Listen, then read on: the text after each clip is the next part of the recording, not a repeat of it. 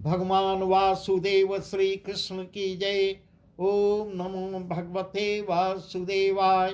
ओम नमो भगवते वासुदेवाय। श्री कृष्ण गोविंद हरे मुरारी, हे नाथ नारायण वासुदेव।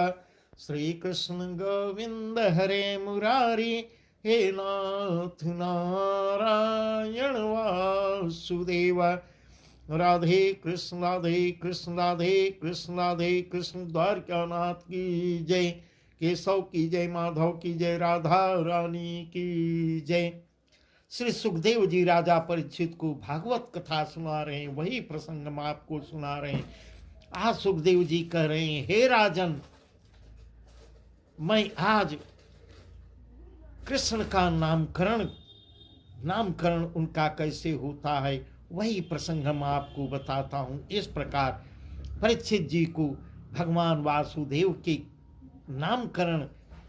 नामकरण के लिए कौन आता है, कैसे हो रहा है, वही प्रसंग सुना रहे हैं। तो सुखदेव जी कह रहे हैं, हे राजन, एक दिन वसुदेव जी ने गर्गाचार्य गर्ग मुनि को, जो ज्योतिषी और यदुवंशियों के पुरोहित थे, उन्हें बुलाकर कहा कि तुम गोकुल में चले जाओ। वसुदेव जी कह रहे हैं, सलाह दे रहे हैं कि गोकुल जाओ और लड़के का नामकरण संस्कार करके आओ। गई रोहिणी गर्भ सो भयो पुत हिताय, किति आयु कैसे बलि कहा नाम तिहियाय, कहा नाम तिहियाय। नंद जी के पुत्र हुआ है, सो भी तुम्हें बुला गए हैं। सुनते ही गर्गाचार्य जी प्रसन्न होते हैं, गर्ग मुनि प्रसन्न होते हैं, चल के गोकुल के निकट जा पहुंचते हैं। उसी समय किसी ने आनंद जी से कहा कि यदुवंशियों के पुरोहित गर्ग जी आए हुए हैं, गर्गाचार्य जी आए हुए हैं।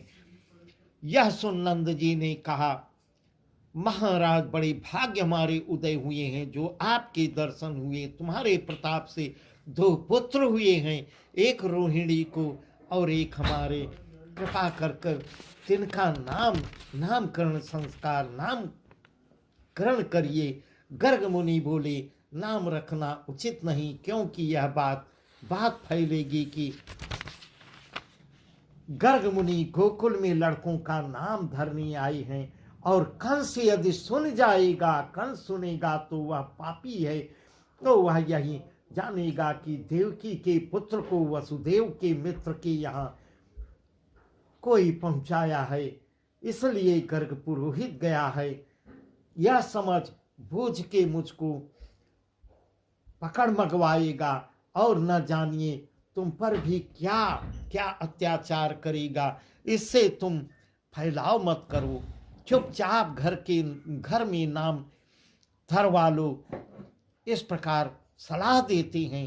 तब नंद जी कहते हैं, गर्ग जी, तुमने सच ही कहा है।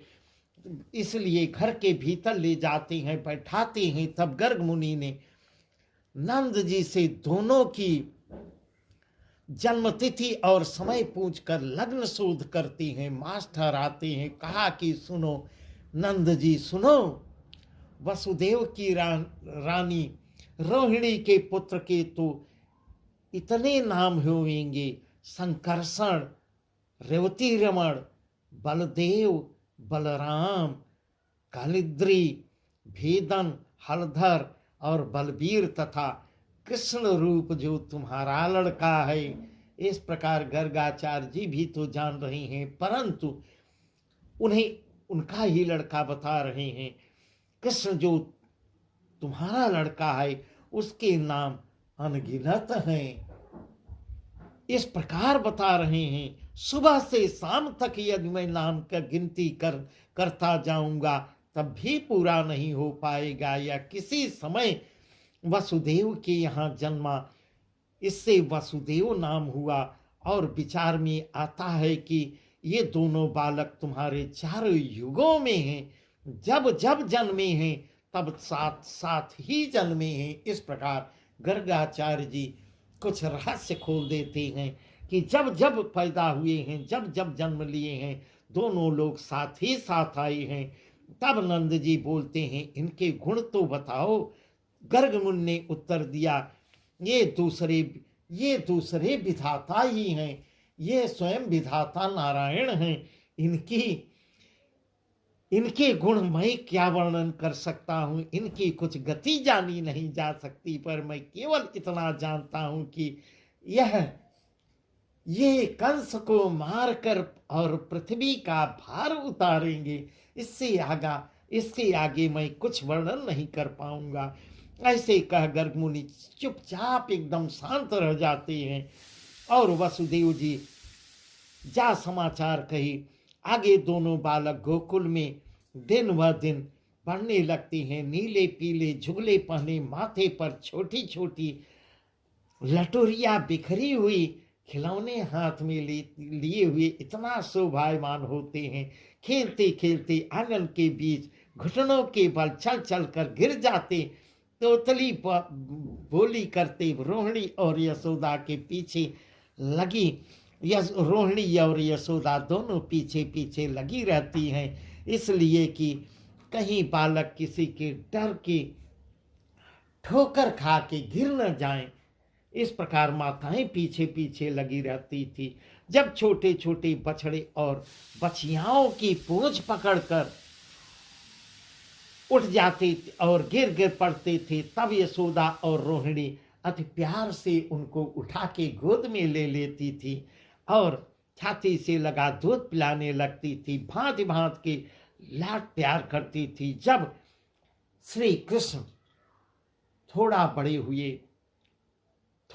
हुए तो एक दिन ग्वाल बाल के साथ ब्रज में दधी माखन की चोरी करने को जाते हैं। सोने घर में ढूंढे जाए, जो पावे सो दे लुटाए। जिनको घर में सोते पावे, किनकी ढकी दही ढरकावे। तिनकी ढकी दही ढरकावे। जहाँ छींके पर गोरस इत्यादि रखा हुआ रहता था, जिसके घर में घुसते थे, ढकी हुई दही को पलट देते थे। पीढ़ी पर पटरे और उखलधर साथियों को खड़ा करके एक दूसरे को जोड़ के उसके ऊपर चढ़ करके उसको उतार लेते थे। बहुत ही कुछ खावे और कुछ लुटा देते थे। ऐसा प्रसंग है। ऐसी गोपियों के घर नित्य चोरी करने, तब उनकी आदत थोड़ा बिगड़ गई और प्रतिदिन वही कार्य करने लगे और गोपियों के घर प्रतिदिन जाने लगे, उनकी प्रतिदिन चोरी करने लगे। एक दिन सबने मना किया और घर में मोहन को आने न दिया। जो घर भीतर बैठे चाहे कि दही माखन चुरावे, त्यों ही गोपी जाके पकड़ लेती है। दिन दिन आते थे निस्भोर, अब कहाँ जाओगे माखन चोर, अब कहाँ जाओगे। इस प्रकार उनका गोपी हाथ पकड़ लेती है। माखन चोर, अब कहाँ जाओगे, मैंने तो तुम्हारा हाथ पकड़ लिया। ऐसा कर जब कि सब गोपी मिल कन्हैया को पकड़कर माँ यशोदा के पास ले जाती हैं, उलाहना देने कि आपका लल्ला, आपका छोरा तो चोर निकला। तब श्री कृष्ण ने ऐसा छल किया कि जो पकड़ी थी उसके लड़के का हाथ उसे पकड़ा दिया और अपने दौड़कर अपने ग्वाल बालों के संग हो लेते हैं। ऐसी खेल खेल रहे हैं, ऐसी बाल लीला कर रहे हैं। वे ग्वालिने तब चल देती हैं और नंद रानी के निकट पांव पड़ बोलती हैं कि तुम बुरा न मानो तो हम कहें, जैसी कुछ उपाधि कृष्ण ने ठानी है। दूध दही माखन मही, बचे नहीं ब्रजमान। ऐसे ही चोरी कर तुम्हें फिरत भोर अरुसान। सुबह से शाम तक केवल चोरी ही करता है आपका छोरा, आपका लल्ला। मैं कुछ आपसे कहने आई हूँ, जहाँ कहीं धरा ढका पाते हैं वहाँ से निधड़क उठा ले जाते हैं। कुछ खाते हैं, कुछ गिराते हैं, कुछ बांट देते हैं और जो कोई उनके मुख में दही लगा बतावे, तासो उलट कर कहते हैं कि तूने ही तो लगाया है। इस प्रकार आपका लड़का, आपका छोरा इतना शैतान हो गया है कि उसी को उलाहना देने लगता है। इस भांत नित नित नई नई चोरियां करता है। आज हमने पकड़वाया सो तुम्हें तो आपको दिखाने ले आई हूँ। हे मैया, तुमको दिखाने ले आया हूँ। पकड़ के ले गई है और यह नहीं देख पा रही है कि अपने ही लड़के को पकड़ ली है। कृष्ण तो छुड़ा के चले गए। उसके लड़के का हाथ पकड़ाकर उसको और स्वयं चल देते हैं। यशोदा बोली, वीर तू किसका लड़का पकड़ लाई? जब यशोदा से उलाहना देती है तब यशोदा मैया कहती है, ये किसका छोरा है? और मुझको बता रही हो किसका छोरा है, किसको पकड़ ले आई है? ऐसी ही सच बोलती हो। यह सुनो। और अपना ही बालक हाथ में देखकर वह भी शर्मिंदा हो जाती है, लजा जाती है कि मेरा ही बालक चोर है, मैं अपने ही बालक को पकड़ के ले आई हूं। तब यशोदा जी ने कृष्ण को बुला के कहा, पुत्र पुत्र तुम किसी के यहाँ मत जाना, किसी के यहाँ मत जाओ। जितना माखन खाओगे, जो चाहोगे, दही खाओगे, सब तुमको घर में ही मिलेगा। सुन के कान कहत तुतलाए, मति मैया तू इन्हें पतियाए। सुन के कान कहत तुतलाए, मति मैया तू इन्हें पतियाए। झूठी गोपी झूठई बोले, मेरे पीछे लागी डोले, मेरे पीछे लागी डोल। इस प्रकार गोपियों को ही चोर बना देते हैं। ये झूठी है माँ, ये झूठ बोलती है, मैंने कोई चोरी नहीं किया, ना मैं चोरी करता हूँ। कभी दोहनी बछड़ा पकड़ाती है, कभी घर की टहल मुझसे करवाती है। इस प्रकार उसी के उलाहना देती हैं और यह मेरी नाना प्रकार की सेवा मुझसे करवाती है। मुझे द्वार पे खड़ा रखवाती है, द्वारपाली करवाती है, अपने काज को जाती है, फिर भी झूठ मूठ आके तुमसे बातें बना के मुझको चोर बता रही है। ऐसा सुनकर गोपी हर मुख देख देख कर गोपियां मुस्कुराने लगती हैं। नटवर लाल की लीला देखकर गोपियां भी मुस्कुराने लगती हैं। एक दिन कृष्ण बलराम सखाओं के साथ रेत में खेलने को जाते हैं। कान्हा ने मिट्टी खाई तो एक सखा ने यशोदा से आके जा बताता है, उन्हीं का सखा आके बताता है कि कन्हैया ने मिट्टी खाया है। वह क्रोध करके हाथ में छड़ी लेकर माँ आती हैं। माँ को अति क्रोधित देख कर रिस से भरी हुई आती देखकर मुख पोंछ कर डर कर पीछे खड़े हो जाते हैं। इन्होंने आते ही कहा, माता ने आते ही, क्यों रे तूने मिट्टी खाई है, क्यों रे कान्हा तूने मिट्टी खाई है? इस प्रकार ऐसे मैया बोलती है। कृष्ण डर से कांपने लगते हैं। मैया तू मत रिसाए, कहीं मनुष्य भी मिट्टी खाते हैं? इस प्रकार की सयानों जैसी बात कहते हैं, कहीं मनुष्य मिट्टी खाते हैं? वह बोली, मैं तेरी अटपटी बात नहीं सुनती, तू सच्चा है तो अपना मुख दिखा। इस प्रकार माँ कहती है, मुख खोलो और अपना मुख दिखाओ, तूने खाया है कि नहीं।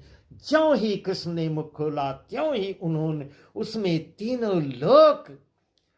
तीनों लोग पूरे ब्रह्मांड उसमें दिखाई देते हैं। तीनों लोग का दर्शन कराते हैं मैया को। तब यशोदा को ज्ञान प्राप्त होता है। मैया भी आश्चर्य में पड़ जाती है, मन में कहने लगती है कि मैं बड़ी मूर्ख हूँ, और मन ही मन विचार करने लगती हैं कि यह तो नारायण है। मैं अपने छोरे को नारायण जब जानती है, जो त्रिलोकी नाथ को अपना सुत मानती हूँ, इस प्रकार यह तो किसी के नहीं है, इनको मैं अपना लड़का मानती हूँ, यह तो नारायण है। इस प्रकार माँ पश्चाताप करने लगती है। ऐसी कथा सुखदेव जी राजा परीक्षित से बोले, हे राजन,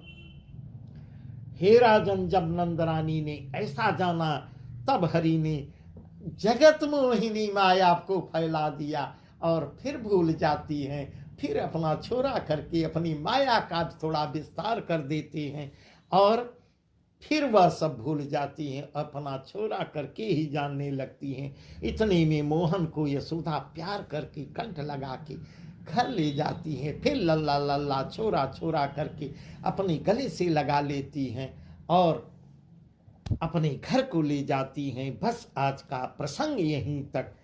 आगे का प्रसंग बहुत ही सुंदर है, बहुत ही अब तो सुंदर ही सुंदर।